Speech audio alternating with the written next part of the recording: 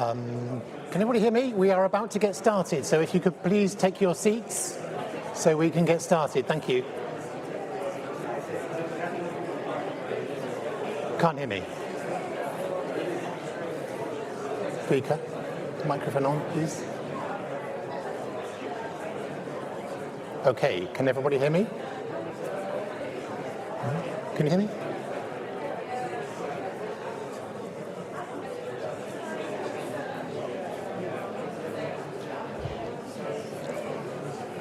I'm ready to start. Okay, can everybody hear me? Yes? No? Can you hear me clearly in the room? Yes, you can. Good. That means I can start. Good, thank you. So just before we get started, I want to explain the format a little bit. We've got an audience here in the auditorium also watching live online on the live stream.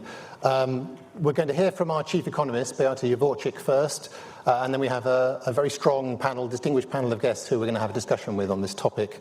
We'll allow some time for questions, both here in the auditorium, and you can see, I think, the QR code is for slido.com, which you, if you're watching online, you can see, and you can also wave your phone at it in the room, and it will enable you to ask a question. If you're in the room, you can just put your hand up as well. That technique works quite well. This event is, as I say, being live streamed and is being recorded for a podcast as well. So if you want to catch up with the conversation, you'll be able to pretty soon afterwards. But we're going to get started formally now, and I'll begin the formal introduction. Okay. So hello and welcome to the launch of our new transition report. My name is Richard Porter. I'm Managing Director of Communications here at the EBRD, and it's a pleasure to see everybody here today, and thank you to the audience joining us online. Consider this, 8 billion people now share our planet, but in 3/4 of the world's countries, populations are actually shrinking. We are living through a profound demographic upheaval with shifting birth rates, longer lives, and aging societies reshaping the economy, and the EBRD regions are no exception to this. In emerging Europe, low fertility and shrinking workforces are already weighing on growth. But meanwhile, in parts of Central Asia, the CEMED region and sub-Saharan Africa, expanding working age populations could unlock a demographic dividend if the right policies are in place. So the stakes couldn't be higher. Aging economies face mounting fiscal pressures and slowing productivity. Others must create enough jobs for their fast-growing youth populations. And everywhere, technology, automation, migration, now AI, will play a critical role in shaping the path ahead. So this year's transition report is called Brave Old World, as we'll hear today. It examines the implications of demographic change for rapidly aging economies, as well as those with young, fast-growing populations. It outlines recent demographic trends, including declining fertility rates, and it also presents strategies that policymakers can deploy in response. So some questions we'll be considering today. Is demography really destiny? If these demographic shifts are rewriting the future, how should policymakers respond? How can governments explain tough trade-offs before it's too late to act? And how do we make sure younger generations, fewer in number but crucial to our future, have a real voice in shaping that future? So we'll touch on all those themes today, but to open this important session, let's hear from the EBRD President, Adil Renaud-Bassot, who's currently overseas, but has sent us this message. Good afternoon. It's a pleasure to open this year's Transition Report launch. This report focuses on one of the most powerful forces shaping our world, demography. Demographic change affects everything from growth and productivity to innovation, jobs, and social cohesion. Across the EBRD regions, we see different stories unfolding.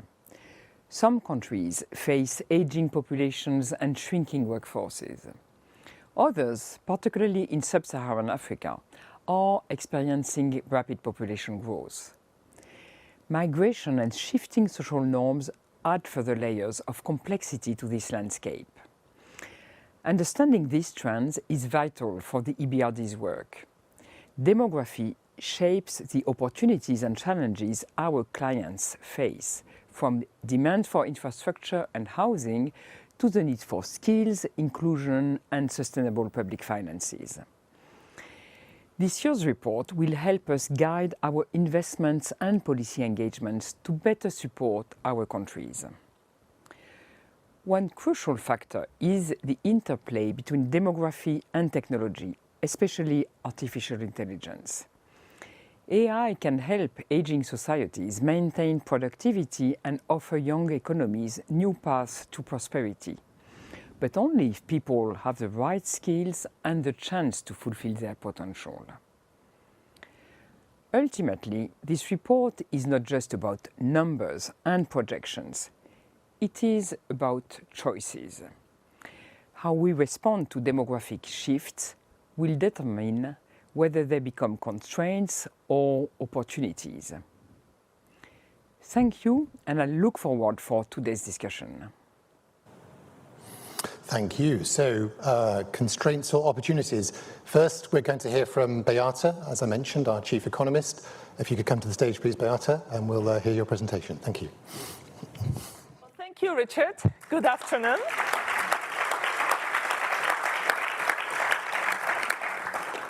Two-thirds of people in the world live in countries where fertility is below replacement level, and that includes some of our EBRD regions. I think it's fair to say that demographic change is one of the most underappreciated forces that will drive economic and political outcomes in the decades to come. And this is what this report is about. This report, as usual, has 4 analytical chapters. They deal with the interplay between demography and living standards, drivers of fertility, implications for labor markets, and consequences for political economy. And as always, the last chapter presents the assessment of the EBRD regions in terms of transition qualities. Now, the team of my colleagues at OCE has worked very hard on this report. It's very rich, and I'm not going to do justice to its content in this very short presentation, but let me share with you some of the highlights.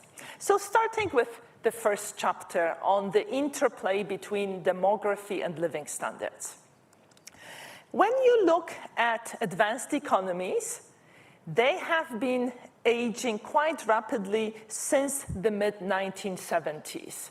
In 1950, the median inhabitant was under 30 years of age. Now, the median age reached 41. Aging has also affected EBRD post-communist countries. But what's different here is that these countries are getting old before becoming rich.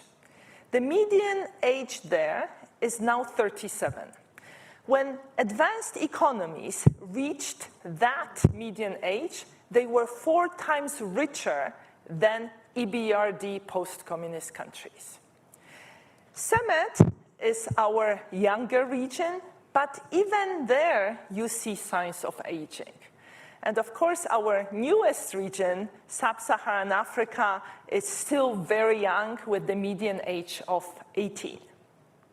Now, another take at demographic change is to look at fertility rate. Here you see 150 years of fertility rates in advanced economies, big rapid change, with fertility rates falling to 1.5 children per woman. That's way below the replacement rate, which is typically assumed to be 2.1 children per woman. But look at EBRD post-communist countries. They have just crossed the threshold of below 2. So they are also below replacement rate.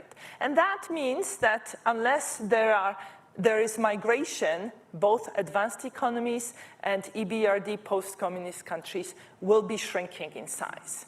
Now, the situation looks different in our CEMET region and in SSA, where populations are still quite young.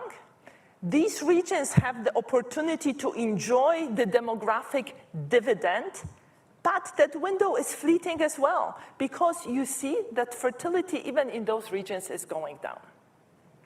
Now, how does fertility and demography matter for the economic standard of living?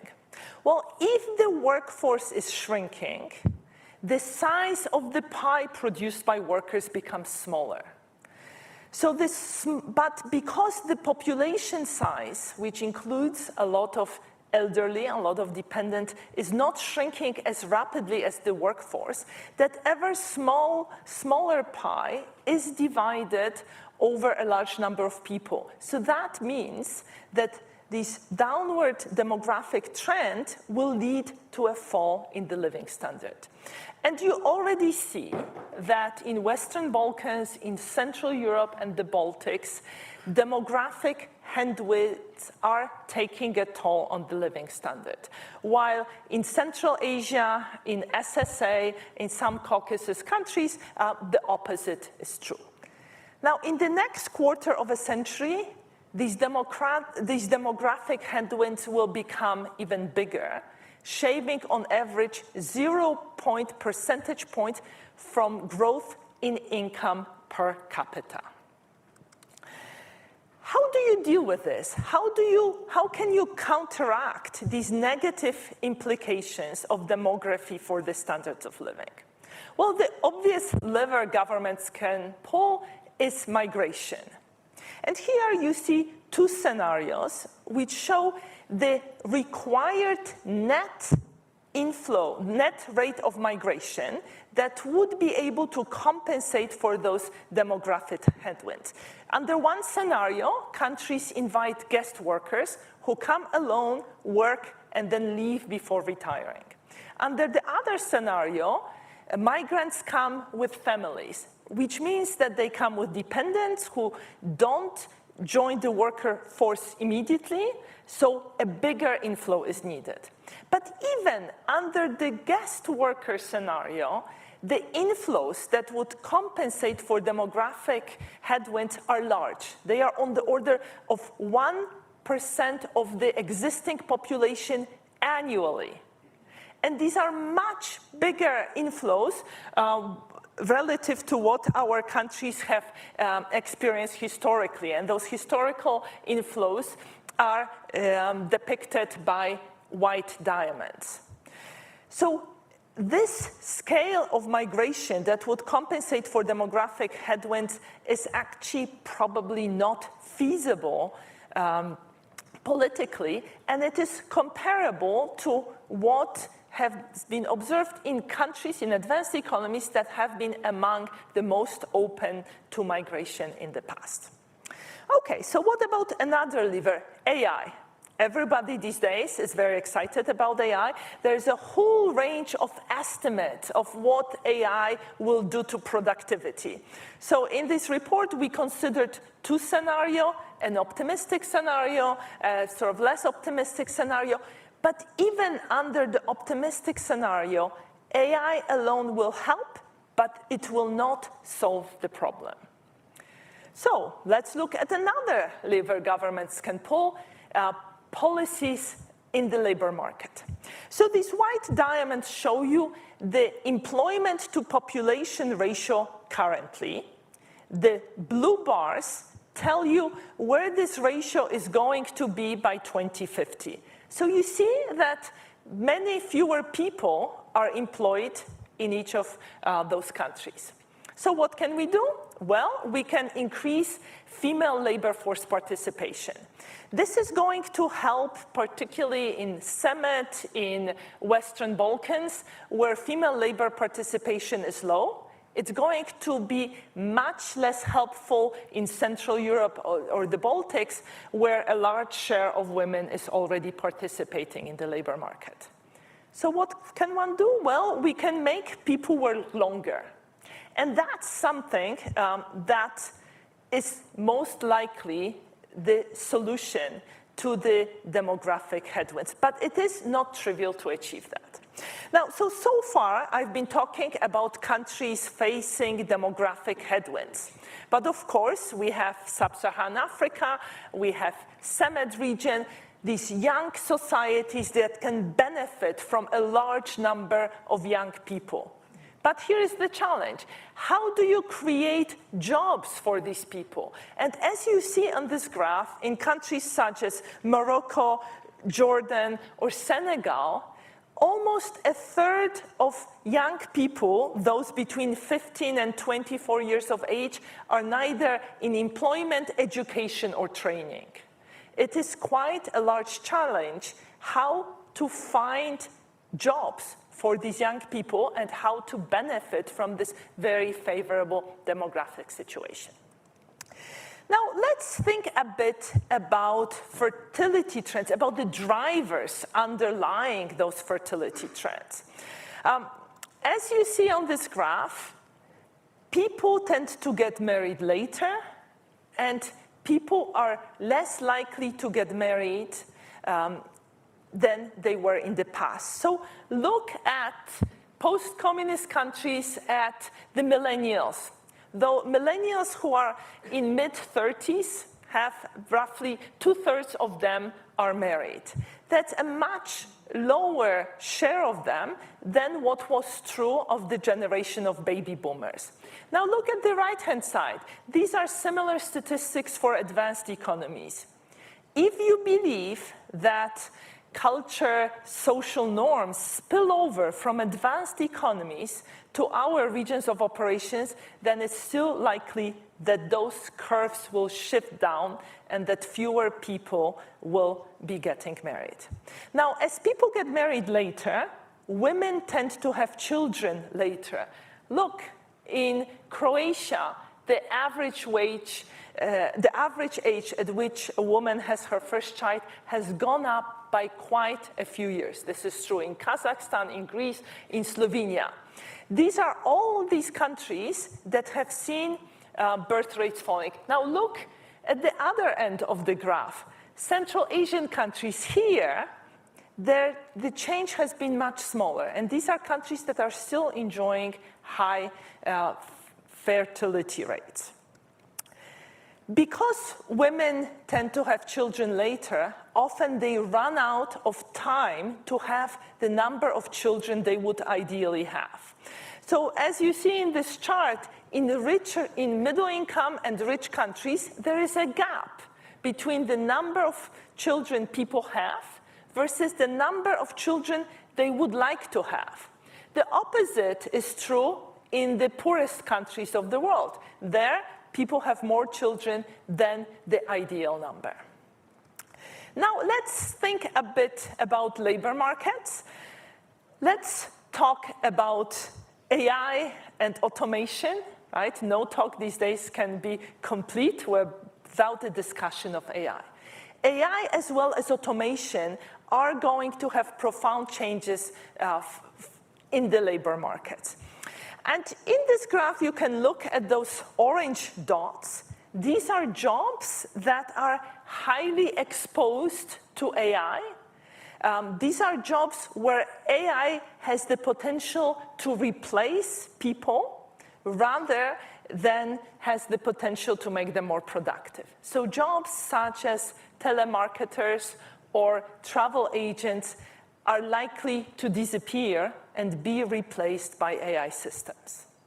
Then looking at the green jobs, there are professions where AI can make people more productive and can change the tasks people engage in. Think about lawyers. AI can help you go through contracts. This is the tasks that's done by junior lawyers, and it may allow lawyers to focus on the higher value-added activities. And perhaps it's going to increase earnings of lawyers, but the number of jobs may go down. Then there are jobs that are immune to AI. It's very hard to replace maids or cleaners with robots. And then there are other jobs where technology has changed the labor market. Think about Uber drivers. Before, if you were a taxi driver, you needed to know the city, you needed to speak the local language.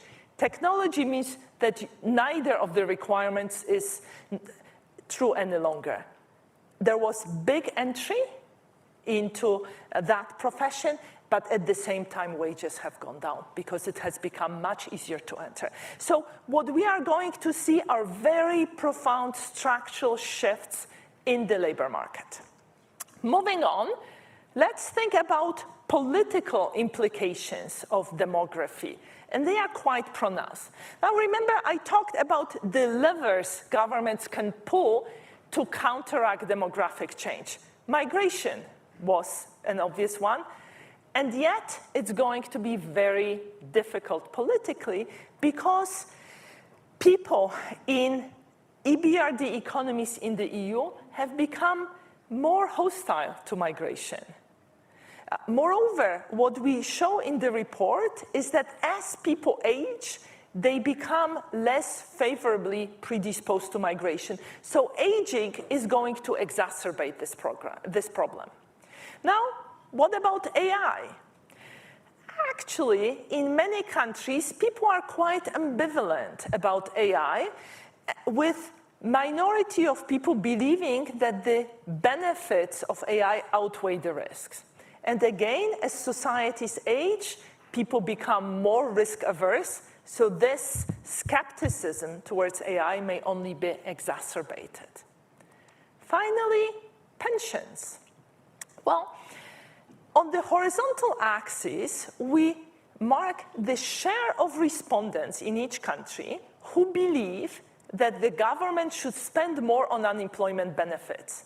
And you see that the range of views is huge. From, in some countries like Belgium and France, only a fifth of people wanting to see higher, more generous unemployment benefits, to Georgia, where everybody thinks that's a good idea. But now look at the vertical axis. Here, the question is, should government spend more money on pensions? Essentially, in every country other than New Zealand, Norway, Japan, and Denmark, people say, yes, yes, yes, we want governments to spend more money on pensions. As countries age, this conversation about reforming pensions is going to become more difficult. So what's the bottom line? The bottom line is the time to act is now, when making changes is still politically feasible, because as societies age, this window of opportunity will disappear. Thank you.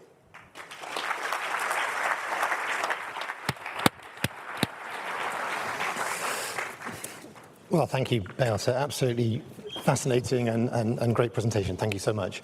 Let's bring our guests up onto the stage. If you'd just like to join us now, and I'll introduce you one by one.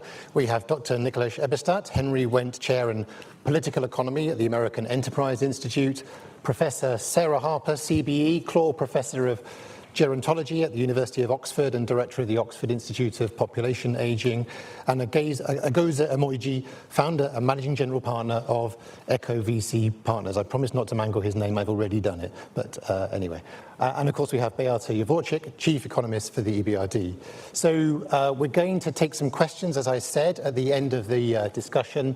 The QR code is there if you want to submit them remotely, and we'll come to you in the audience as well. And we've heard quite a lot from Beata. What I'd like to do is just ask each of our guests to give us a kind of an opening statement so that we can understand their take on this issue. So Nicholas, I'm going to come to you first, if that's right, please. Well, thank you very much for inviting me. It's great to be back to the EBRD and your spiffy new digs. I think that if we're going to understand the huge changes that are underway in family formation and preferences about children and the adjustments that those are going to demand for the world, we probably would need a Nobel up here, but I don't think we would need a Nobel in economics. I think we need a Nobel in literature. Because that person, he or she, would be required to explain to us the mysteries of preferences in 8 billion human hearts, the changes in zeitgeist that are going on now, the changes in mores. Economics is very helpful for this, but this is going to take us outside of the general realm of conventional economics, I think. We've spent a lot of policy time looking at the adjustments that are going to be required for climate change. I think the adjustments that are going to be required for demographic change are an order of magnitude greater than that. And many businesses have climate change plans now. Almost no businesses have demographic change plans now. But the forces are going to be absolutely tremendous. I tend to be an optimist about this because I'm old enough to remember when people said that too many babies were going to eat the world.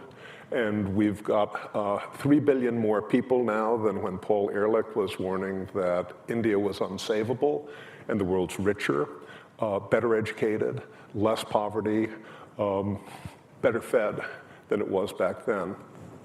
An older and richer world can be a more prosperous world. It'll take adjustments, but the force of education, the force of health, the force of knowledge creation is going to be buoying us up. So a richer and more prosperous world can be a shrinking and aging one as well. That's ours to lose. I've just mentioned 3 problems that I see on the horizon, even though I'm an optimist. Number 1 is the mismatch between training and aging, especially in some of the current low-income countries. When you take a look at testing of basic skills for young populations today, you see that this future workforce in many low-income countries tests poorly, with half or less attaining basic skills. It's going to be very hard to have high incomes and to achieve the needs of these societies on that sort of a mismatch. The second is dementia. We've made a huge amount of health progress. I think Professor Harper may talk about this as well. He knows a lot more about it than I do. But so far, we haven't cracked that one. And with 80-somethings being the most rapid growing part of our population, this is going to become an increasing challenge. The last one, and I think this is the hardest, is about the family. Low fertility is going to mean less kin. We don't measure the extent of kin through our conventional demographic statistics. That's a blind spot for us. But smaller families are going to mean more older people with less family support. And how we deal with that, not just economically and financially, but also emotionally and socially, is something that we haven't really begun to think through, I think. Thank you. Thank you very much. Okay, I'm going to come to Sarah Harper next. If you could just give us your opening thoughts. No, thank you very much. And a complete fantastic report. I really, really enjoyed reading it. And I'm going to pick up a little bit about what Nick has said. So I think the really important thing is that this is a tremendous success in the world. Aging is a tremendous success. And the reason is, remember, it's driven by these 2 main trends. One is falling fertility, and one is falling late life mortality. We sometimes forget that. And as a consequence, we're saying women at last are able to control their fertility, control their lives. And secondly, it means that most children that are born in the world have the opportunity to live long and potentially healthy lives. So if we can really have an aging society where over half our population is aged over 50 and is fit and healthy, then that's a tremendous achievement for the 21st century. I'm a real optimist. I'm actually incredibly pessimistic about climate change, but I'm actually quite optimistic about demographic change, so long as we look at it in the right way. And I think there are sort of 3 broad ways in which we can look at it, and definitely the report reflects this. One of them, of course, is this whole fertility question. And I think what's really interesting is that surveys across the globe are showing that in these countries, and in fact we say 2/3 of the world's countries are now at near or below replacement, the same kind of responses are coming out. And I think you can divide this broadly into 3 groups, and these groups are found in our Asian countries, in our southern Mediterranean countries, and in the former communist countries as well. And that's to say that there is probably 1/3 of women around about 30 want to be child-free. And that's a real change. This is women taking control of their fertility and saying, for all sorts of reasons, but a lot of them around overpopulation, around the environment, climate change, I'm just not going to have children. And that's something really new and different. Then we have what we probably can call the CAP group. In other words, we have a generation of young people who are used to being in control of their lives. They want all their, it's a very British expression, all their ducks in order. And if they don't have jobs and housing and economic security, then they don't feel happy to go on and have that child. And I think most generations have felt this, but there are particular pressures at the moment for young people, and there's also a change in attitude. And then there is the group that your presentation very much reflected on, which is that we're pushing back the age of first birth so that it's now, in most high-income countries at least, over 30, and we know that biological fertility starts to fall. So we have that group that would like to have children, but find it difficult to have their first, second, and definitely probably not a third. So I think we have to accept that from the fertility point of view, we are not going to be able to boost fertility. And I think that's a good thing, because we also have the other side of the fertility question, which you did reflect, and obviously you're now interested in sub-Saharan Africa. And that's about the fertility transition in Africa. And I think even the UN is beginning to recognize that we actually do have, although your graph didn't actually show it, we do have stalling in the fertility transition. And we did a very interesting piece of work looking at the demographic and health surveys, going back in time and looking at 152 countries, comparing the total fertility rate, that's the number of children that a woman will have in her lifetime, with desired family size. And what is very clear is that highly educated, urban-based women in many sub-Saharan countries, they don't want 2 children, they want 4. And at the moment, we still have that old cultural idea, we want 2 to stay at home and 2 to go out as migrants. And you only need that to happen for 1 more generation, and we're not talking about 3 billion people living in sub-Saharan Africa by the end of this century, but potentially 5 billion. So I think population pressure is still there, and Africa is where we should be focusing on that. So just to sort of very quickly look at those other 2 options, obviously we're going to talk a bit about migration, and I think this idea, you talk about guest workers, we think of it as circular migration. Yes, we have to get away from this whole idea of replacement migration. I mean, there's no way we can do, I think the whole world has to move to Korea by the end of the century if you want to have replacement migration. But young migrants do bring a lot to a society. And I think it's a real shame that at the time when we are clearly going to have pressures here in the Northern Hemisphere from that large number of young, particularly African populations, all these, multilateral organizations seem to be falling apart when we actually need a sort of international body that is going to really help the world cope with migration. So maybe we can come back to that. And the third thing, of course, is working longer. And remember, we are pushing back the onset of disease and disability so that people in many countries, particularly between 50 and 70, are very able to work within a knowledge economy. And in fact have the skills, actually, the experience, the lateral thinking that naturally comes as we get older, that AI can't replace. I mean, younger workers are much more vulnerable in that case. But it is around training, changing our workplaces, and just general acceptance that with a highly educated, healthy cohort, it is possible to raise productivity by working longer. And the last 2 things I would say, particularly when you were talking about the political thing, we have to be really, really careful to look at cohorts, because although there is this idea that many older people tend to become more conservative, tend to be anti-immigration, etc., some of the report did just look at these cross-sectional surveys, and we know that, in fact, age can be a proxy for education, and we know that older adults, not through their own fault, tend to have less education. And I'll end by giving you one statement around Brexit, because Brexit is still very much on many of my colleagues' minds. And the 2 things I'm going to say is, and when I say this, listen carefully, more people over 65 voted to remain than under 25s. because the under 25s didn't vote. And the second thing is, if you take the Brexit decision out, because everyone says it was older adults who were particularly interested in Brexit, and you change that and make it education, it was actually a proxy for education. So as we have more highly educated, healthier, older adults coming through, some of your fears around an aging society may disappear.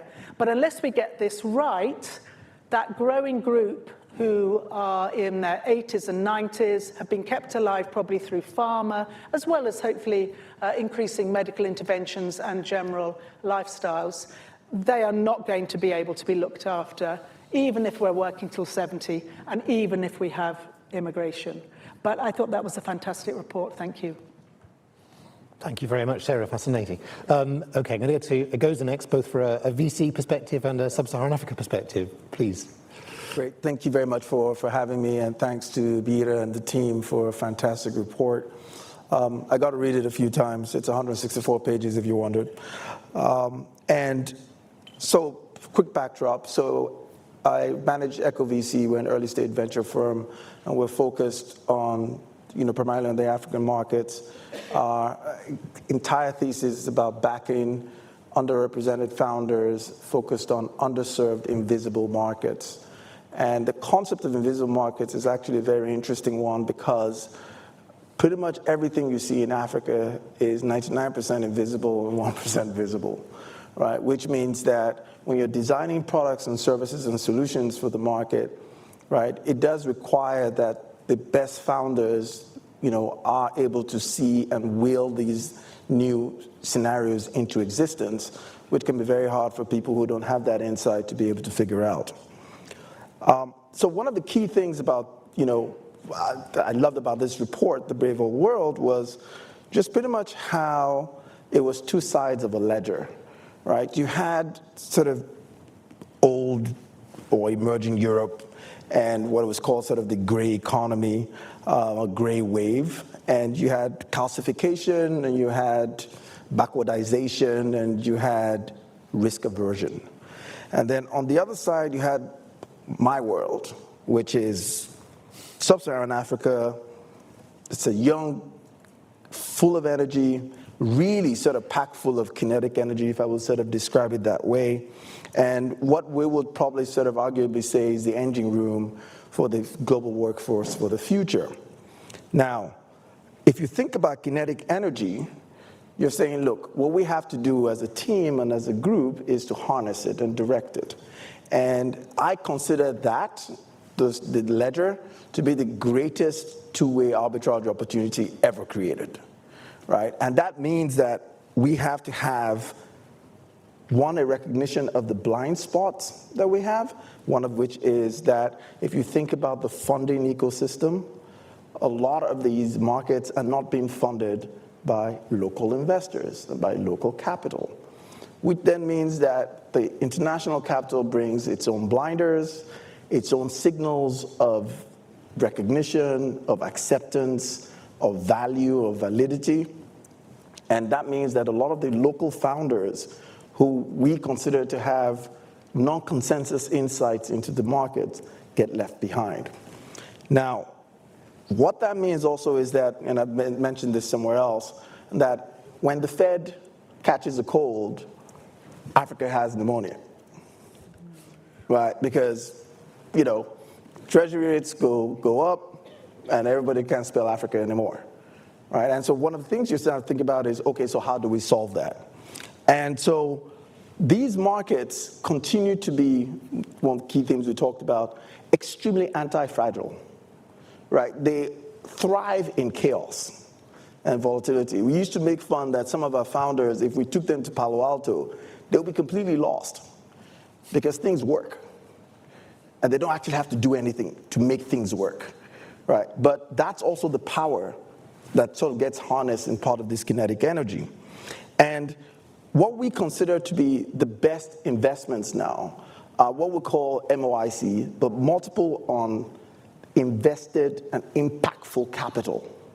And I'll give you a few examples of what these younger demographic participants are doing. Ayo and Lawson created a platform for used cooking oil.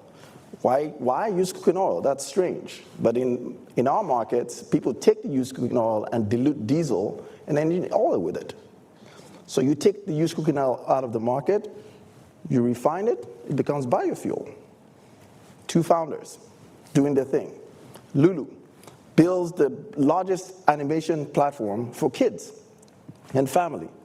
Now, why is that important? Well, TikTok and the rest of these on Instagram have social detritus, right? So how do you not create an opportunity to do this? But one of the things that we loved about her was that she built a platform whereby we have learned from users, they can't believe that even though you're poor, it's the same quality of content they get as the rich people, right? That's how you design for a market. Mark, he creates a platform because he can't find enough developers. So he creates his own training platform. And now he's trained 70,000 people. He's probably the most successful training platform in Africa, and he raised $3 million. Right, so what we're seeing here is what this report really captures, that intersection of the dividend, technology, and building fit-for-purpose mentalities. And so what I think we want to sort of finalize as a call out here is, I think the call to action for all of us is twofold. One is, it's so important to de-risk these local ecosystems. And we've talked to a bunch of the DFIs, and we say, look, you have a lot more influence than you think.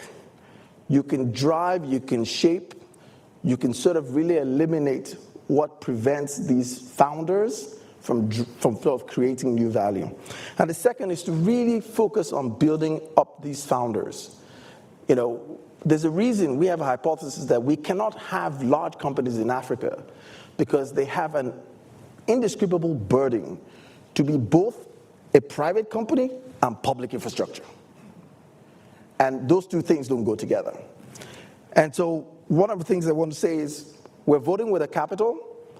We're looking to support this demographic dividend. We think labor liquidity, which is a concept that we've developed, is going to be a very important driver of this. And where the labor shows up, whether in migration or in diaspora returning, that's going to be, I think, an important driver of this. And most importantly, we should use this report to shape products and solutions, right? We understand that the youth are the engines, but we also understand that the aging, they know the patterns. They've been places, they've seen faces. So how do we sort of merge those two things to build the next generation of companies that can really sort of be memorable? Thank you. Thank you. I think you've got a very attentive audience of development bankers and economists here paying very close attention. So, okay, I'm going to go to Beata now, and we'll just take some questions on some of the things you've talked about, and as we saw from the presentation. And actually, right at the beginning, Beata, we had a sort of big question. I don't know if you're any nearer to answering it, but the question is demography really destiny? Well, let me focus on the aging societies in our portfolio. It's not as long as you take action now. Right? And you know, the reason why I showed you that in many of these countries working longer is a big part of the answer is because in Central Europe, people over 60 have much lower employment rates than in Western Europe. Part of it is related to pension age that is lower, in many countries lower for women, lower for particular occupational groups. Partially, it's related to self-reported health outcomes, which for the elderly tend to be worse than in advanced economies. Second thing that could be done is IT skills among older cohorts. And as we discussed in our digitalization report, when you look at young people in the EBRD regions, they are as IT savvy as their counterparts in advanced economies. But when you look at people who are 55 or older, there is a big gap between the EBRD regions and advanced economies. So I think targeted training that would help elderly to stay in the labor market longer would definitely go a long way. On pension age, what could be done is tying it to life expectancy. And some of our countries have actually done it. And the beauty of that is that, you push these reforms into the future, and that makes them more acceptable to the society, as people tend to discount future quite a bit. What we also need to do is incentivize young people to participate in the political process. They are underrepresented in parliaments. They are less likely to vote. There's some evidence that as societies age, people who are standing to be elected for an office tend to be older. That makes younger voters less interested, less likely to vote. So we need to involve young people so that they become a force pushing for those reforms. Thank you. I'm going to come to Sarah next, actually, because I think a lot of what you said resonated with the remarks that you gave us at the start. And you talked a bit about changing attitudes to work. I wonder if you could give us some idea of how you see the difference in attitudes between older workers and I think you talked about younger workers specifically, just picking up on what Beata said as well. Yes, and in fact, I came here about a month ago and we talked about generational differences within an aging population. I think, and most of my experience is with high-income countries, but definitely the data from that is suggesting that we now do have a pretty educated older population coming through, that their health is good, that they are actually very tech savvy because they did grow up, at least in the workplace, with computers, and they still have quite traditional mentalities around work. This is a group of people, particularly the, should we say, 45 to 70 group, who when they started, they thought these were going to be lifetime careers, and they've seen that kind of change. We're seeing among younger people, and part of this is the COVID generation, that at-home working, flexible working, and the transformation in the workplace over the last 5 years has been phenomenal. And flexible working and the ability to work from home is exactly what older adults have been actually asking for some time, and now it's occurred. There's a lot of work, obviously, on productivity and a huge amount at the moment of sort of comparative analysis of different studies, sort of systematic reviews. And they are increasingly showing that age per se is far less of an influence than was maybe previously thought. And in a knowledge economy will particularly be the case.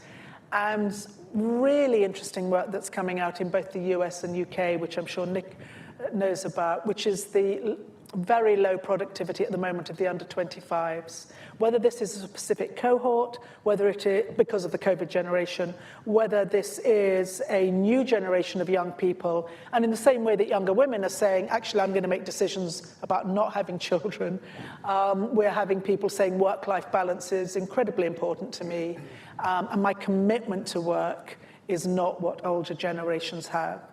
And again, it's far too early to say whether this trend is going to continue or whether we will have this unfortunate cohort that will be replaced by more work-committed younger people, because obviously we just don't have the evidence at the moment.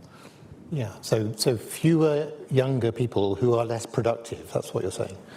I'm saying that if you look at the productivity by a variety of measures, productivity, in fact, by some measures, the over 55s are more productive than the under 25s. And by other measures, there really isn't that much of a difference. And what is very interesting about health is, some studies are suggesting that actually, in fact, the under 30s are taking more sick days than the over 50s. And others are saying, no, people over 50 take sick days, but in fact, those under 30 come to work, but they're not productive because they're incredibly, they got flu or they're hungover or something, So it's a really complicated picture. But I think what we have to do is get away from this stereotype that people over 50 are not productive in modern knowledge economies, because the evidence is that actually they are. But they do need training. I completely agree with Nick. Yeah. I might just go to Nick straight away just to respond on that, to say, is that how you see it as well, or would you have any different view? No,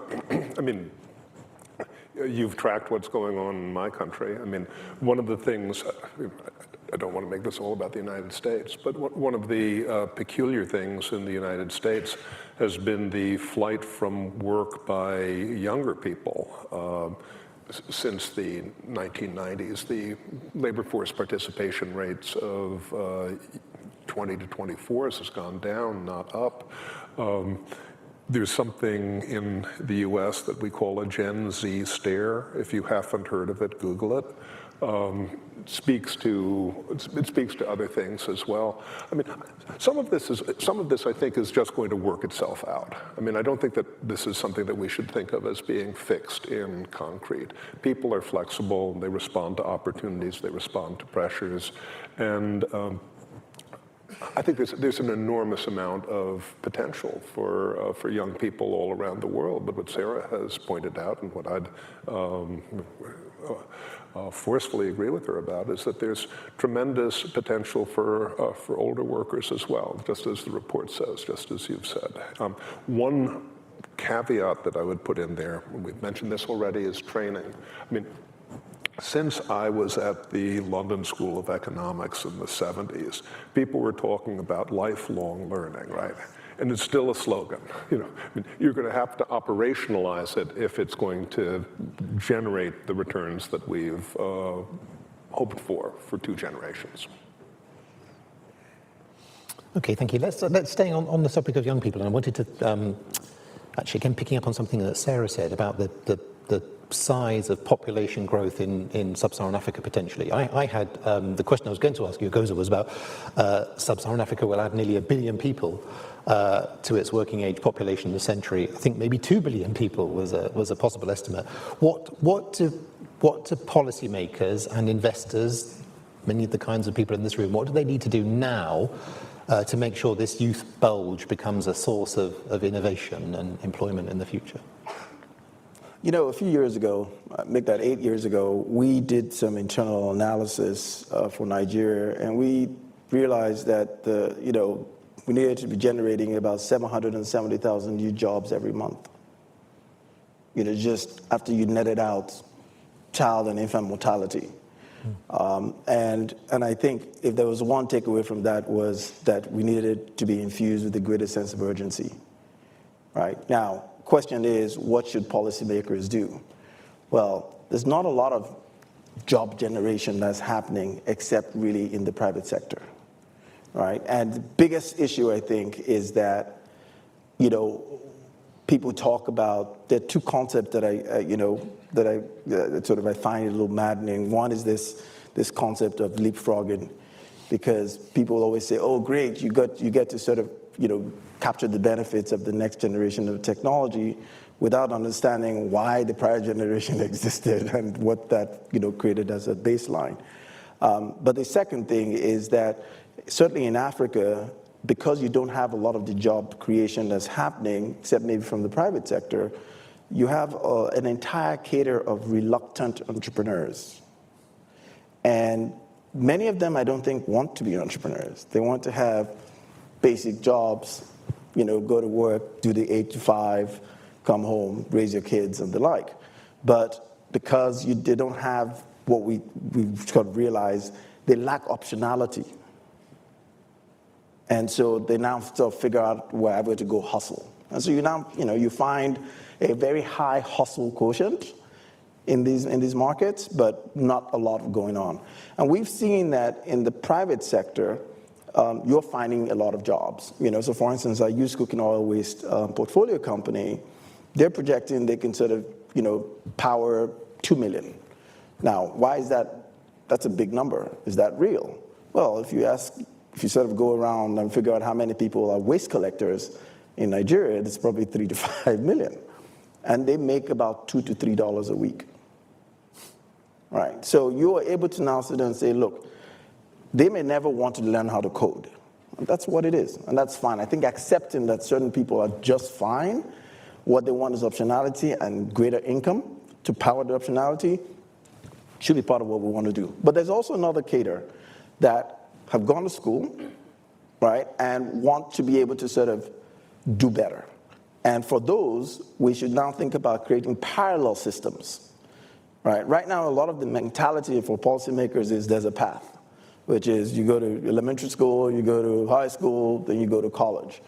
But in Nigeria, for instance, I think it's roughly about 1.5 million people want to go into college every year, and there's about 400,000 places.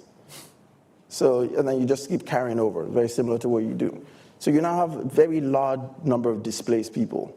So how do you create that? And so you now have to think about the infrastructure that empowers them to create optionality. So something as trivial as internet access, right? We looked at one investment where they were trying to get internet access to a bunch of, developments.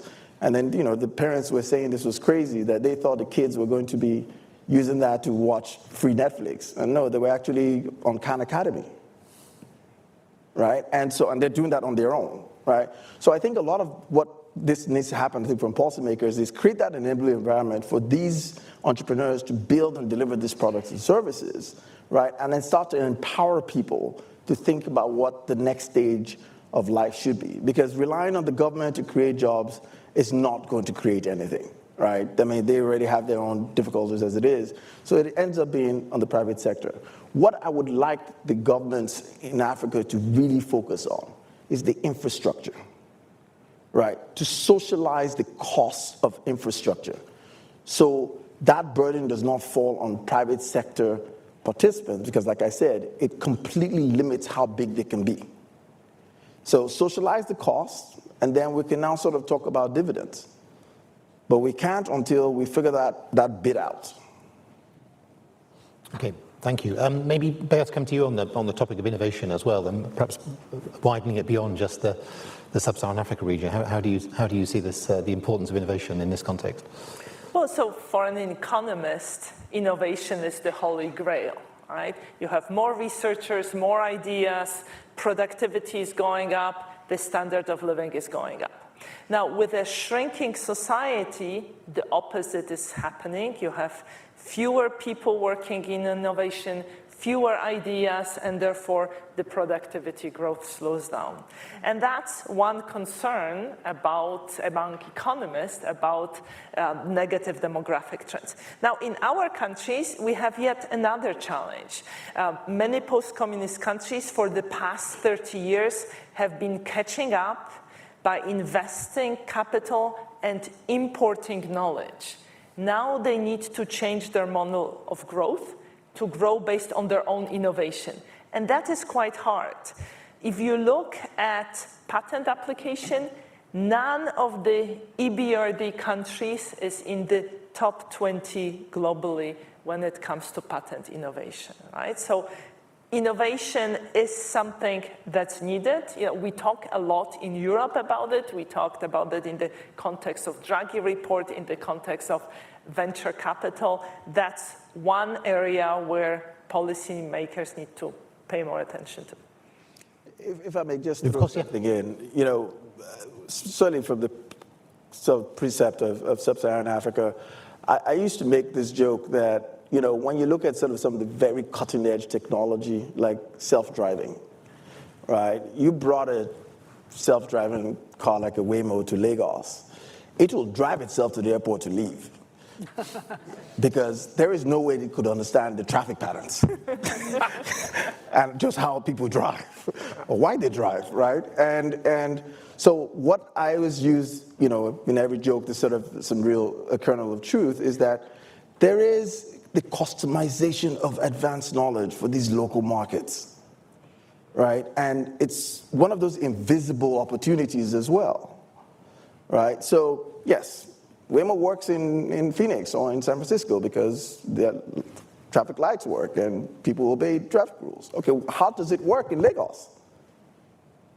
Maybe that's the opportunity. And I think that's what, what you were saying about importing stuff. And that's great. You import it. But now we tune it. And we customize it. And we make it bespoke for the market, which is where we talk about fit-for-purpose mentality that is imbued in a bunch of these founders. Sarah, you want to come in, yes? Well, I just wanted to come in about something about aging societies not being innovative societies, because I think that's another myth. and possibly based what we were saying on this idea of cohorts and new ideas around cohorts. And I just want to suggest there's this wonderful study done by Mercer's where they looked at what they call disruptor companies, and these were new, innovative companies across the globe in many, many different sort of occupational groups. And they found that those companies that had an age-diverse workforce were far more successful by a variety of measures. And I think there's just this growing body of research which says that, again, in a modern knowledge economy, you need young people who are very fast thinkers and older workers who are experienced, lateral thinking, strategic. And we need to put these intergenerational teams together. And one of the problems we have is that, and I think part of this is the press actually, because it's a great story about intergenerational conflict. And in an aging society where we're all going to be living long lives for a long time, particularly in societies where we've tended to segregate the generations, we have to bring them back together, and particularly in the workplace.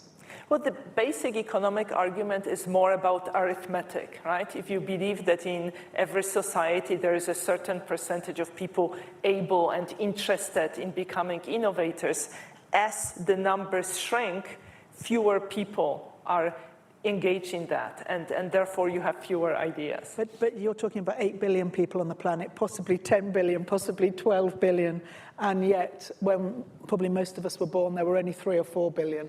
You know what I mean? So I'm not an economist. I'm not going to get into this. I'm going to move the conversation on now, actually. But I mean, you've used the phrase, I think, human arithmetic in this context. Let's talk about migration. Sure. Perhaps where demographics collides with politics here. That we saw one of the slides showing that in some of our countries, attitudes to migration are very hostile in many ways. But can you have sustained growth without significant levels of migration? I think in theory you can have sustained growth, and in theory you can have actually rather dramatic development without migration.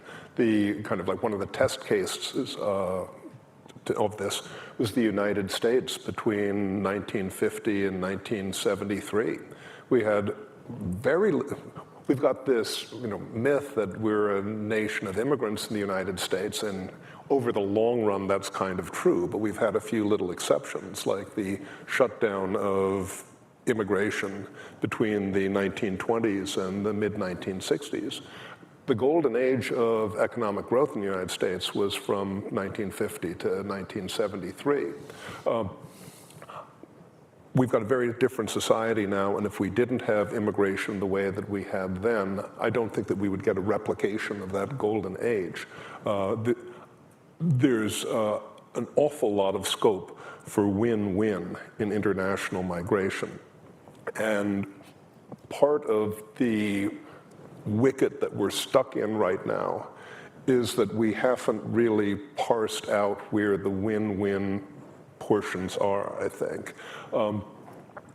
Sometimes more educated people I think are willing to make unfortunate characterizations about people in their societies who are less educated. I mean, for example, if you take a look at slides that, like some of the slides in the study, which talk about receptivity to people of different races, right?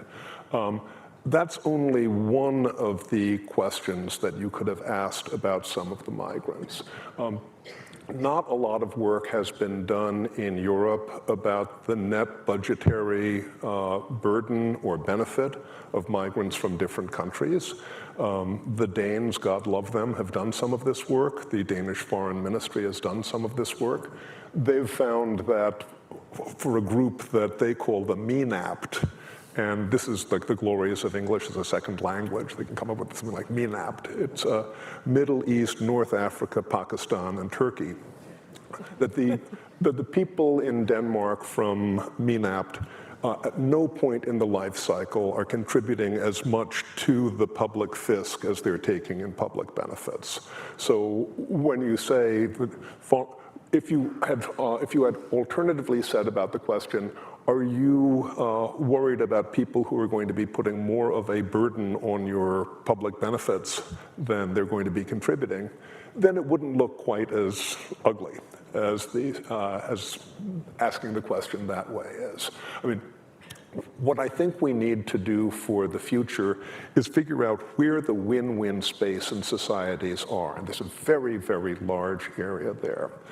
One of the challenges we're going to have, I think, with sub-Saharan Africa has to do with the relatively limited proportion of population that's been trained to have basic skills or higher. If we're going to get the win-win with sub-Saharan Africa, and remember the year 2038, because that is the year at which all net labor force growth in the world comes from sub-Saharan Africa, right? 2038. After that, it's all from sub-Saharan Africa. We're going to have to do a lot more about training and about basic skills in sub-Saharan Africa. And if that's a challenge for revolutionizing local school systems, and if local school systems don't meet that revolution, other countries, Western countries, countries in other parts of the world are going to have to start thinking about how they can make some sort of creative apprentice system where they can provide the training that's going to make migrants from sub-Sahara into successful and productive members in their society. Okay, thank you. Sarah, I could ask you, what's your view? Win-win scenario there? What does it take to persuade the wider public when you see these sorts of attitudes being represented? I mean, so I did a lot of work with, again, Brexit. I was advising David Cameron leading up to that, and the one thing we were saying to him was, "You must talk about migration," and he would not do that. Because even then, migration was seen as far too sensitive. And I think it's a real failure over the last 10 to 15 years of many governments to say, at the national level, countries need migrants. And definitely, I mean, the UK is a very vibrant society because until Brexit, we had a fantastic array of migrants. After Brexit, we tended to concentrate particularly on the South Asian population for all sorts of complicated reasons. What is now obvious, but then we have to say, but then there will be tensions at the local level, and these tensions are around economy and housing and marriage partners and different sort of cultural dynamics. But because politicians then wouldn't engage, we're now in a situation which is very different. The whole sort of populist rhetoric is going to take some time for that to move on. But definitely, I mean, I think all the evidence is that this idea of this circular migration where you have a particular need and you have young people who can come to particularly high-income countries and in a way be trained and skilled and have apprentices and work and then return to their host country and contribute to it, which theoretically is really how aging society should be supported. There is no one who is really talking about that. The EU a little bit, Spain I think has thought about it, but migration is something that I mean, we're going to have to face it, and at the moment we're just pushing it away. So this is not the time to do it, but hopefully within the next decade, politically we'll be able to face it again. And something else that we don't seem ready to face and we're pushing away, Beata mentioned it already, was pensions. And Beata, maybe I could just ask you to expand on that a bit. So you had you float this idea of the pension age being linked to life expectancy, but actually you finished your presentation by saying it's the time to act. I mean, it really is the time to act, isn't it? It is time to act now because as societies age, their preferences change. Older people vote more. Now, in the report, we show that people who are elderly, what they care about is health, pension, education, in that order. Young people care about education, health, and pension is somewhere far down the list. So as societies age and as more voters will be older, the conversation will shift towards preserving pensions, spending more on pensions, and it's going to become much harder to make changes. So therefore, if you now agree on changes that will happen in the future, maybe in a decade or maybe in 2 decades, it's just politically easier. And you can shelter the people who are about to retire by grandfathering them. Now, what we also talk about in the report is the fact that leaders are aging, and the gap between the age of a leader and the median adult in the country is growing, in autocratic countries in particular. Now, older leaders will tend to cater to their inner values, to the values of their cohort, so that also may shift the political discourse towards their preferences. And I think that's the reason why we need to motivate, energize young people, because they are the ones who will be on the hook to pay off those mountains of debt that governments are accumulating, and they are the ones who will be contributing to the pay-as-you-go pension. So they will be supporting those larger number of pensioners in the future. Yeah, we keep coming back to the young people here. The question was about pensions, actually. I don't know if anybody else wants to come in on that particular point, on the pensions one, and I want to come to you, Eghosa, on the young people issue again. Well, I'm somewhat frustrated by what's happened in my own country, because we've got kind of the worst of both worlds and the largest kind of, I guess we're being right about it, we say the largest opportunities for improvement, because we have both the pay-as-you-go system, as our country, like so many others on this side of the Atlantic, heads towards having an upside-down population pyramid, and pay-as-you-go becomes a doom loop when you have an upside-down population pyramid. But we've also gotten into the contrivance of borrowing on a regular basis during good years and bad, basically to fund our entitlement programs. And so that in the U.S. at the moment, we've got $1 in 4 of public spending comes from debt. Another nice name for debt is future taxes for the young and the unborn. So we have exactly the opposite sort of a system from a kind of a forward-looking system towards trying to build for the future of both young and old there.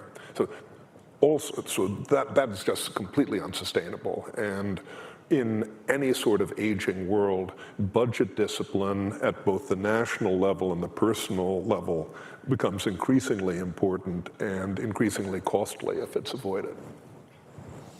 Sarah. I was thinking about this sort of unacceptability of raising pension age. In actual fact, I don't think that's true. I think France is an outlier in Europe. If you look at what's happened, in many countries, they have started to raise the pension age. I mean, here we are, 66, about to go to 67, I think 68 by 2040. Australia and I think Denmark are already talking about 70. So it is in the public conversation. And I think there is this general understanding that as we become healthier, we're going to have to work longer. And that means we have to wait longer before we can draw down on our pensions. And I think one of the problems with the whole pension debate is that we haven't really talked about the huge inequality within society. Maybe it is less in the post-communist societies, so it isn't so much of an issue. But definitely in many of the high-income countries, we are seeing tremendous increases in inequality. So much so that if you look at the figures behind this intergenerational debate, there's this feeling that, Gen Z and the millennials are far worse off than their parents. Actually, that is not the case when you go away from the population level, because if you look at, let's just take the millennials, that the millennials are going to probably inherit, the rich millennials are going to inherit from their parents. They're highly educated. Many of them are in very good jobs. And the difference within that generation or birth cohort between the poorer ones is actually getting wider. But definitely in the US and in the UK, we're seeing this real widening of inequality generation on generation. And one of the problems of raising pension age, which I think most governments are beginning to realize is inevitable, is that you're going to have huge numbers of sick people who are going to end up on disability benefits. So the public purse is going to have to pay in some way for it. But I think things are changing, and I think the public debate is becoming more accepting. Outside, particularly France, which seems to dominate, that negative picture. Okay, I'm going to go to questions from the audience in a few minutes. I've got some on the screen, but be ready to ask them in the room. I did want to go back to this issue of young people and innovation, and this is a question for you, Eghosa, specifically. In your business, what are the traits that make founders stand out for you, who can turn this demographic change, urbanization, digitization, youth culture into scalable business models? What are you seeing as kind of common factors that need to be encouraged and supported? Yeah, we call them elite founders, but not in a socioeconomic way, right? They are able to sort of communicate and display certain traits. One of them, which I think I mentioned before, was pastor-like magnetism. The ability, because, if you've ever sort of been in the Valley, you realize that every startup is a cult, at least the first 10 or 20 people. And so the founder's ability to sort of attract the very best people is one thing you want to measure. The founder's ability to clearly communicate the world that he or she wants to build, even though it doesn't exist today, is another. The third is to have a high-resolution understanding of the end customer. And I think there's a point that was kind of skirted around, and maybe you talked about it, but we see a lot of entrepreneurs that have disdain, barely disguised disdain for the customers. And it's strange to me, right? Because, you've got to be able to tell me a life in the day of the customer or a day in the life of the customer. And we see many people who just are not able to do that. And so when you're trying to serve the customer, but you don't know how the customer thinks, and you treat the customer with disdain because you don't understand why the customer thinks the way they do. Meanwhile, many of them, if you pause long enough, you'll understand that a lot of these end users have been betrayed by the system, by other products, services that were promised and undelivered. So having that high resolution understanding, I think, is important. I think the most important thing for us is a combination of grit and integrity. And you'll notice that grit is in integrity, right? And these are markets that are difficult to navigate, right? And even the pastors are problematic. So you then end up trying to figure out who you want to back. And when you're now doing this analysis, I used to tell my team, you want to know who this person is when no one's looking, right? And so for us, those are the types of founders. Now, what they're able to do once they have all those traits is to figure out, I can create a product, I can create a service, I can create a solution, and I can take it to market, and I can distribute that. But the wild card in all of this is policy and government. Right? You wake up in the morning on Monday and the central bank has tweeted something out. And when you read the tweet, you're like, I know who wrote that. Right? Because that's what these markets teach you. And so you always have to sort of navigate with your eye on the wild card possibilities that someone's going to come and undermine the business. But we continue to be extremely bullish because the markets are wide open. The niches become riches. So how do we sort of support and drive those founders? I think the final takeaway is that, the DFIs like EBRD and co play a very big role. We don't have enough venture funds. And one of the most puzzling outcomes, because, show me an incentive and I'll show you the outcome, is that a lot of founders are not given permission to fail. And it's a cultural problem, and it's a financing problem. I lived in the Valley, in Silicon Valley, for 15 years. And a founder told me once that, the one thing a US founder told me that the one thing he appreciates about how we treat our founders in Africa is that you let them mourn when they miss. He says he's never had time to mourn. He's on his 5th company. They'll just be like, all right, great, nice job, let's go on to the next. right? Never sort of learning from that. And so I think, being able to sort of seed the market with more finance products, what we call SKUs, whether it's equity, it's debt, it's grants, it's a very important measure of how far these markets can evolve.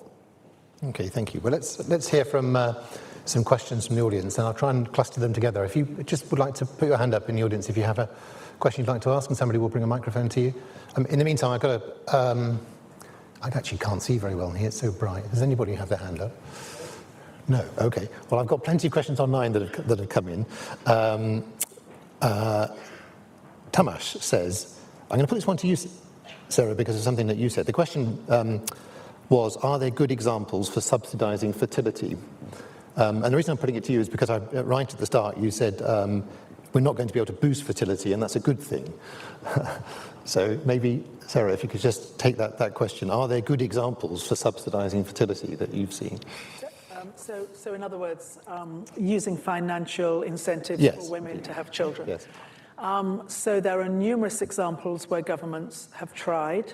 There are examples, for example, if we look at what happened, I think, in Australia at the end of the 90s, and I think it was repeated in Sweden at the beginning of 2000, where there was a financial incentive if you had one child or two child, and there were these, we can pick it up on the data, these mini baby booms and then a baby bust, because you weren't changing the attitudes or the aspirations of the parents, and they were sort of basically taking the money. Nick may know of more examples, but I don't really think there has been a successful example. Even if you look at France, which has thrown everything at it and had got to nearly 2.1, I think, and is now down at 1.6, and I think it actually gone down to 1.5 during COVID.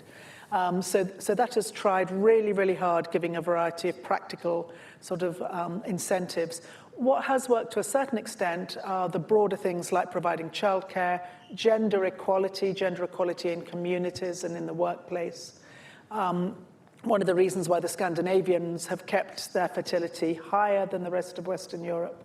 But if you go to former Eastern Europe and Southern Europe, no matter what these governments are doing, and you go to Southeast Asia in particular and East Asia, I think it is because we do have women nowadays who, one of the ways we look at it is we say the obligation to reproduce, which has been current in all generations of women until the current one, has changed. It's an attitudinal shift.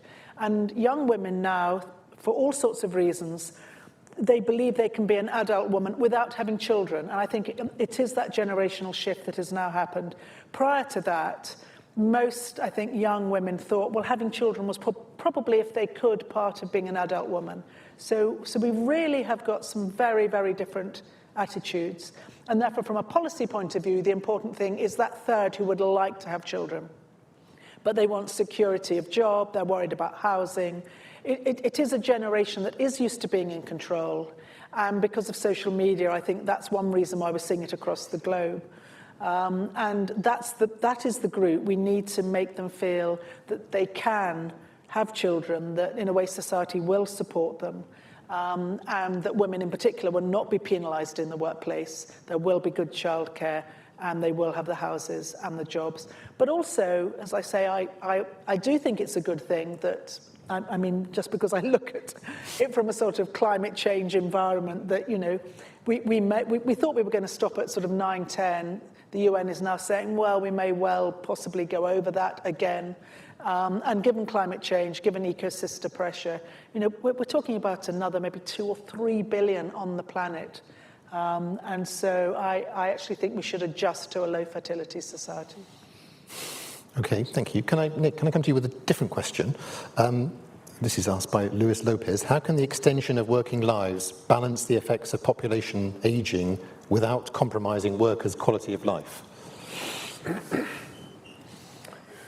Well, the general bumper sticker that the OECD came up with 20 years ago, live longer, work longer, seems to me to be kind of unobjectionable. There may be a lot of little footnotes in it. I mean, one of the asterisks should be that it's voluntary economic contributions or voluntary participation in the economy rather than feeling as if one has been kind of pressed or coerced into more work. The flip side of that is age discrimination, and either in its softer or more regulatory forms. One of the things about discrimination is, wherever it takes place, is that it leaves a lot of talent on the table, and that means you're leaving a lot of money on the table. So the thing to remember in general terms, I think, is that the good Lord did not create a fixed number of hours of work for the different continents in the world. It's what economists call the lump of labor fallacy.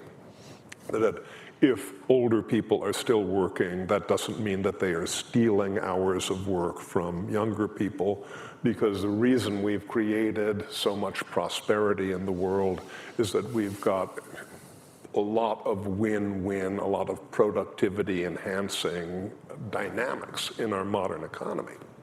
And so more work is more demand, is more wealth, is more demand for more work. Part of the, I mean, this is, I think, more up Sarah's alley than mine, but one of the questions is how far into the 70s or into the 80s is it reasonable to expect that a healthier population is going to fare in the foreseeable future? We do see these projections, which seem quite plausible to me, of lifespans of 100 years being not at all impossible in the future. How long will it be feasible? How long will it be beneficial for people to work into older age? Okay, last chance in the room for a question, because then I'm going to, yes, here. Just can you wait for the microphone, please, so that everybody can hear you? Thank you. I'm going to put a question that has been put to me by my good colleague on the left here. You spoke, a number of you, on training and the need for training. And I couldn't agree more. But who should do the training? And what type of training could we do now that will indeed prompt the action that Beata spoke of? Actually, Beata, you take that, please. So I was talking about older people lacking IT skills. What we see in our regions of operations is that when it comes to free IT training, people in our regions are as likely to do it as people in advanced economies. But when it comes to training provided by the employer, they are less likely to do it. It seems it's not that the workers are less likely to do it, they are less likely to receive training from employers. Perhaps it's linked to employers' concern that workers will acquire skills and then go somewhere else. So if that's the case, it calls for subsidization of IT training for elderly workers. Now, if I may come back to jobs that are age-friendly, these are jobs which are flexible, these are jobs that are less stressful, and jobs that don't require physical strength. Automation can help because it eliminates the need for physical prowess, and perhaps AI will help because it will ease the ability to communicate with technology. So perhaps AI is going to help on that front. Okay, thank you. Well, I think what we'll do now is we'll just finish with a short closing statement from each of you. We're slightly over time, and for those in the auditorium, there are drinks outside, which I'm sure are becoming more and more tempting by the minute. So perhaps we could just finish with, I think we gave you a bit of advance warning for this question, but I'd like to hear from you the three key things that policymakers need to do now to build for a prosperous future within the context of the demographics we've talked about today. So Nick, can I come to you first, please? And be brief, please. Fill in some of the blind spots in data that we're going to need. I'm thinking of sort of, among other things, extended family networks so that one can understand what the pressures are going to be for societies and economies there. More basic training, and when you ask about skills, how about being able to tell time? How about being able to add 3 columns? How about being able to read back a paragraph? How about learning something about how to learn and problem solve? And I think looking at the future for migration, trying to figure out where the win-wins are, because there's tremendous benefits for the low-income world from remittances. Huge amounts of remittances to low-income countries are flowing right now, and I bet that money is being spent more wisely than ODA. Thank you. Sarah. So I would say health, education, and focusing on potential intergenerational conflict. Because if we can keep health across the life course, and we should be focusing not on life expectancy, but healthy life expectancy, we can keep our population economically active, and also very much building on what Nick was saying, contributory, because we mustn't forget huge amounts of care for dependents, both young and old, are actually now being provided by older adults. So we need education and skills. We need to make sure we've got a healthy population. And we really have to focus on ensuring that those smaller, younger cohorts feel supported within an aging population. Thank you. Eghosa? So I'll probably echo, no pun intended, some of that. One is education. AI can be a real accelerant. You know, when I was at Intel Capital, people would ask me, what will be your favorite AI product? And one was one that could design to teach me how I learn versus superimposing other sort of pedagogies on that. Because I'm a visual learner, some people are auditory, right? So being able to customize that, and I think that could be a real accelerant, because then you can sort of now really sort of guide people, you know, along the path. The second thing is, I think, for policymakers, is to really focus on how to formalize the informal segments of these economies. They're significant. They're 70-80% of the economies, and my belief is that, you know, by formalizing the economies, you can now start bringing people along the path of technology. The comfort associated with using technology, and understanding and recognizing and capturing the benefits of technology. And I think the final thing is identity, digital identity. Because I think with digital identity, you're able to provide reputation, security, and trust. And then you can still start to see, we've seen it in India, right? What has happened once you now put that system in place, and then you're thinking, whoa, there are invisible markets all over that are just popping up here. So I think that's a very important thing. It doesn't look like it is, but digital infrastructure around identity, reputation, security, and trust, I think are incredibly important. And Beata, finally. Having an informed, fact-based debate on the challenges and on the possible solution, so that the public understands, and so that the public is immune to populist forces that may offer unrealistic quick fixes. Okay, thank you. Right, well, that's the end of the discussion, the end of the event. I wrote down, there's some amazing, some great lines, actually. Nick saying this was a crisis of the order of magnitude greater than climate change. Sarah, aging is a tremendous success. I mean, that's something we should celebrate, isn't it? And Eghosa, this Sub-Saharan Africa, the engine room for the global workforce of the future. And Beata, time to act, very resonant. So time to say thank you to our guests. Thank you all for coming to this event. You can download the full, I think if we put up on the screen, the full transition report, or you can read it online on our website. The QR code, again, is there if you want to do that, very easy to find online. Beata said thank you to her team in the Office of the Chief Economist. I'd also like to say thank you to the communications team that produced the editorial and creative behind this report and produced today's event, so thank you to everybody there. Thank you to our audience for coming. We will be posting a podcast of this event in the usual podcast places, and the usual plug, if you review and rate it, preferably a good rating, that would be very welcome. Thank you very much indeed. Thank you.